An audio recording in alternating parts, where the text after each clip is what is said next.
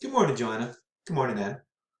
First and foremost, I want to thank you for being facilitators of mine for the becoming an effective hybrid instructor. I think both of you were facilitators for that course that I took, and then I think Joanna was the facilitator for the becoming an effective online instructor class that I took. So thank you for the great instruction I received. I want to just start off with that and talk a little bit about. Uh, what I think I could bring to this position. Uh, First, I really believe in the curriculum. I took two courses as well as the poker course, and really soaked in the best practices and the knowledge that was offered to me, and then turned around and used it. And it really saved my life this semester. When everything went to remote education, I had such a solid background to fall back on that the transition, I don't want to say it was seamless because nobody's transition was seamless this semester, but it was solid and it was effective, especially in terms of the online pedagogy and using Canvas. That wasn't something I had to worry about, and so I could focus all my energy on bringing students into the fold and making them feel that they weren't alone out there, and that they were supported. So that was really helpful. And I think that uh, my belief in the curriculum goes a long way in making me an effective facilitator. I also think that I bring a lot of empathy to the situation. I know that I don't have a tremendous amount of experience teaching online, um, though I also see that as a strength in terms of being a facilitator, because I have recently gone through the trials and tribulations that the majority of our faculty who are taking this class are going to be going through. They might be afraid. They might have have apprehensions and anxieties about going online from any number of issues. And I've recently gone through a lot of those same trials and tribulations, and so I can bring my strategies to the table and really help them through on a one-to-one basis. Um, I'm also very patient. I do already work with faculty members who aren't particularly confident in their online abilities, who aren't particularly confident in using Canvas, whether it's for face-to-face classes, hybrid, or online classes. I often work with faculty members in my office to work them through using a particular tool. Maybe it's Hypothesis or Flipgrid, or maybe it is embedding a live Google document into a Canvas page.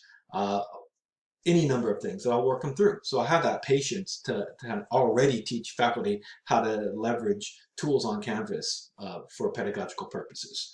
And then there's enthusiasm. I'm really excited about online teaching and everything that comes with it, and learning new techniques and synthesizing those techniques into a very robust class. So let's take a look at my homepage. So we see within the homepage our announcements and all the contact info and everything. My little buttons on the front that take them. The Scholars Tip Lounge is my student-to-student space, free student space, and there's some other resources that they have available to them. I am really excited about a lot of things that I worked with over the semester, have been implementing and experimenting a whole number of issues. Right? Here's my overall module list, but I will draw your attention to a couple different pages that I'm really excited about. Um, so one of the things that I got so much good feedback on was using visual medium for pre-writing tools. So instead of writing the kind of outline thing that nobody wants to write anyway, I decided to use infographics to help them do their pre-writing and kind of bring that together. So here's the prompt that we began with. So we can kind of take a look at the essay prompt. I've linked useful information, right, to the essay prompt, all of the articles that they had access to, right, to the prompt, and then kind of going back to modules. So they were asked to basically give advice to an underclassman, someone coming through high school who is going to make the transition to college, and talk to them about how to successfully make that jump. Right? And so then I gave them kind of some background on what an infographic is and some material on how to make them. Um, did a video on how to make an infographic using Canva, and then I had them post their infographic here in a discussion forum. And you see this discussion, I don't know why it says I haven't read 60 of them, I've read all of them, but we see that there are 117 responses, and the students were doing amazing, amazing work. And so here are some of the materials that help them uh, pull this off, the essay prompt and canva.com.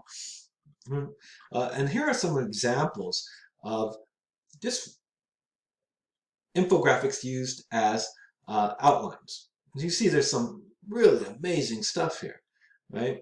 And what's more important to me is all of the commentary and the feedback that we are getting from these students, right? And then the creativity that goes into it was amazing. Here we have a young woman giving a message to her daughter on making that transition, right? Which I thought was a beautiful way to do it. More feedback, more feedback. Just so many different ways that students were approaching this. Just beautiful. It worked in an amazing fashion. And there's so many more that we could go through and look at in that regard. But I thought it was an amazing opportunity. And another thing I did in this course that I'm really excited about was bringing Socratic fish bowls to the online world. It was a lot of work bringing the Socratic fish bowls to the online work. But basically, I gave an overview of what the fishbowl was. You can look at a couple of these pages. All right, so I gave them an overview of the fishbowl, kind of what it is, how it's graded, what to think about. I gave them assignments and contact information so they were able to come together for about a half hour at one point in time. So they decided amongst themselves when they could make this work, and if somebody just couldn't fit, then I rearranged them a little bit. Rubric about the how it was graded again, so all that information is together. And then just again more information on how to prepare as a speaker, and since Socratic seminars are about listening, some information on how to prepare as a listener. Then show you a particularly robust version of this. And so what happened in this environment was that I got together, I facilitated a conversation and recorded it with Screencast-O-Matic. Right, so these students are coming together as a regular fishbowl and having a conversation. As the instructor, I'm kind of out of this. I ask questions, I direct traffic, and that's about it. And I record this and I post it. And then I ask the other members of the class to watch the video and to then ask a question or respond to something that somebody in the fishbowl discussion had said or a point that they had made. And then one more layer is I asked the presenters to check back on this forum and then respond to the people who responded to them. And so I was able to get a very, very robust conversation going about each one of these articles. And so just so much good stuff came out of it. And so I was able to bring something very, very sophisticated and a little complicated to the table, but I had great response. And this is in the April 21st. So this is at a time when people are having a lot of difficulty. A lot of students were still ranging, and it wasn't easy to get them all back into the fold. But we have the information. It's all here. It's all good stuff. All right, so I really, really liked this particular assignment. And I'm going to refine it a little bit and use it a little bit more. But a lot of really exciting stuff to kind of play around with and to use here. Anything else I wanted to show? I did want to show another technique that I had used that worked really well. And this was in a little game that you can play about microaggressions, and it puts you in the position of people who might be going through microaggressions. And it's a kind of a choose your own adventure game, web-based game. And so using an iframe, I embedded that into the instructions of the reflection. And so students could, from the assignment sheet, go play the game that they then had to respond to. And so reflect upon, right? So I kept everything contained, and everything was kind of a one-stop shop in that regard. And there's more, but I know I'm way over my time here, and so I don't want to talk about too much more, but we'll do one more thing that I was really excited about. I started using Hypothesis for a lot of things, and one of the things I started using it for was anonymous writing workshops.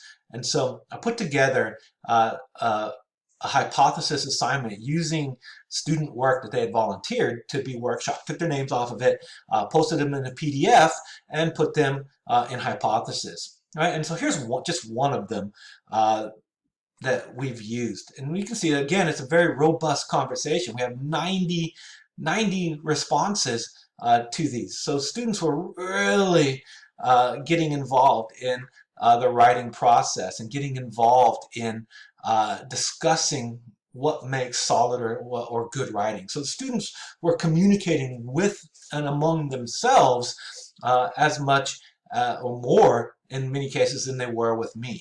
I pop in every once in a while on this hypothesis assignment, mainly to ask questions or to ask students to clarify their positions.